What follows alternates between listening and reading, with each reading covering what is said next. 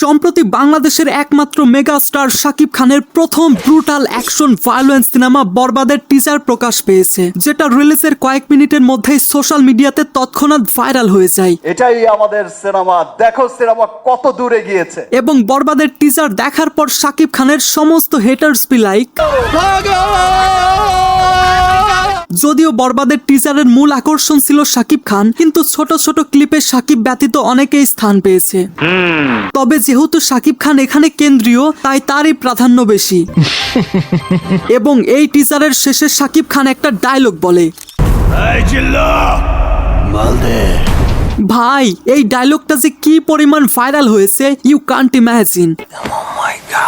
আপনি সোশ্যাল মিডিয়ার বিভিন্ন প্ল্যাটফর্ম লাইক টিকটক, ইনস্টাগ্রাম অথবা ফেসবুকে রিলস বলেন না কেন, সব জায়গাতে এই ডায়লগটা ট্রেন্ডিং এ রয়েছে। কিন্তু গাইস, আপনারা কি জানেন এই জিল্লু এটা আসলে শাকিব খান কাকে বলেছিলেন, আর কে সেই জিল্লু, কি তার পরিচয় জানি না। আর সব থেকে ইম্পর্টেন্ট, কিভাবে তিনি বরবাদে যুক্ত হলেন, সবকিছুই আজকের এই ভিডিওতে আমি আপনাদেরকে জানাতে চলেছি।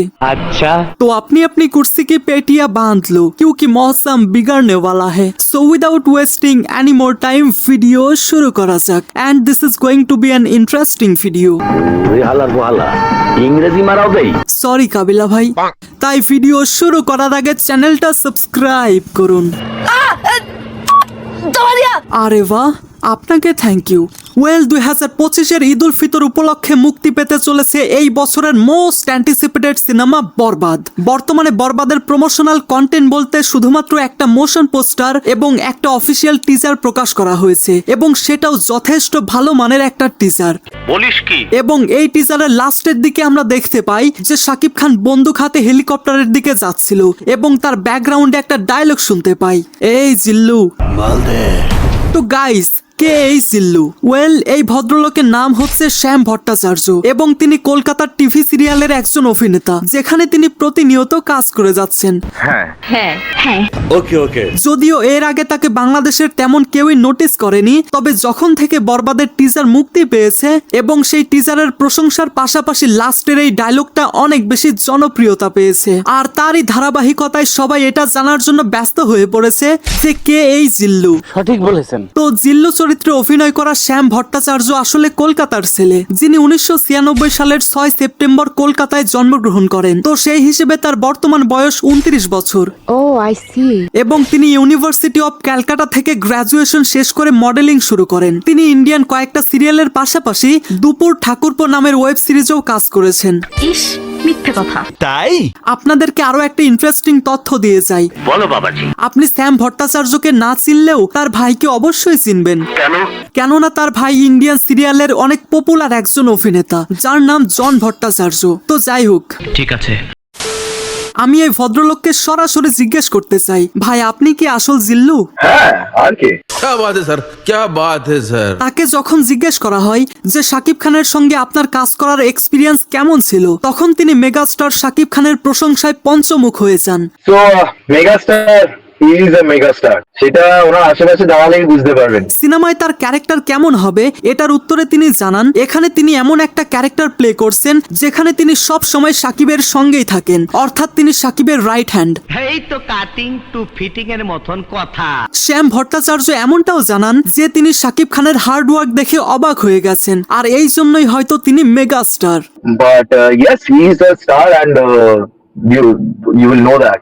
আর আপনারা টিজারের একটা দৃশ্যে আইটেম গানের একটুখানি ঝলক দেখতে পাবেন। এটা নিয়ে তাকে প্রশ্ন করা হলে তিনি জানান, আইটেম গানটা আমার কাছে এত ভালো লেগেছে যে শুটিং শেষে প্রডিউসারকে বলে আমি গানটা নিয়ে এসেছি। আমি জিম করার সময় গানটা শুনে জিম করব বলে। গানটা এত দারুণ হয়েছে যে শুটিং করার সময় যখন আমরা বোর হয়ে যেতাম তখনই এই গানটা বাজিয়ে দিতাম, আর বিশ্বাস করেন এই গানটা বাজলে আলাদা একটা জোশ চলে আসতো। কিছু করার নেই, এটাই বাস্তব। এবং যখন এই গানটা রিলিজ করা হবে তখন অডিয়েন্স পাগল হয়ে যাবে। এইটাও সম্ভব। এছাড়া নাকি সেই গানে একটা বিশেষ চমক রয়েছে যেটা তিনি আপাতত রিভিল করতে চাননি। সেটা জানতে হলে আপনাদের সিনেমা হলে সিনেমাটি দেখতে হবে। ও শিট। তো এবার কথা বলা যাক শ্যাম ভট্টাচার্য কিভাবে বরবাদে যুক্ত হলেন। তো ঘটনা হয়েছিল এমন, জিল্লুর ক্যারেক্টারের জন্য অন্য একজন অ্যাক্টরকে অলরেডি সিলেক্ট করা হয়েছিল, কিন্তু কাস্টিং ডিরেক্টরদের কোথাও না কোথাও জিল্লুর ক্যারেক্টারের জন্য সেই অভিনেতাকে পারফেক্ট মনে হচ্ছিল না, যেই কারণে বরবাদের শুটিং এর 3 থেকে 4 দিন আগে তারা শ্যামের সঙ্গে যোগাযোগ করে। এরপর মেহেদী হাসান হৃদয় এবং শাকিব খান নিজেও এই কাস্টিংটা অ্যাপ্রুভ করেন। বলেন কি? যেই কারণে তিনি মেহেদী হাসান হৃদয় এবং শাকিবের প্রতি কৃতজ্ঞ। এর পাশাপাশি তিনি বারবার এটা বলছিলেন যে বরবাদ সিনেমার আইটেম গান ট্রেন্ডিং বরবাদ করে দেবে বরবাদের সঙ্গে। বর্তমানে কিন্তু শ্যাম ভট্টাচার্য সোশ্যাল মিডিয়াতে হিউজ পরিমাণ ভাইরাল হয়ে আছে। কিন্তু আপনি কি একটা জিনিস খেয়াল করেছেন? এর আগে শাকিব খানের তুফান সিনেমা মুক্তির আগে সেই সিনেমার আইটেম গানে একটা ছেলেকে দেখা গিয়েছিল যার নাম ছিল মানব সচদেব, এবং সেই সময়টাতে মানব অনেক বেশি ভাইরাল হয়েছিল। যদিও সেখানে তার ক্যারেক্টার অল্পখানি ছিল, কিন্তু সে অনেক বেশি পপুলার হয়ে যায়।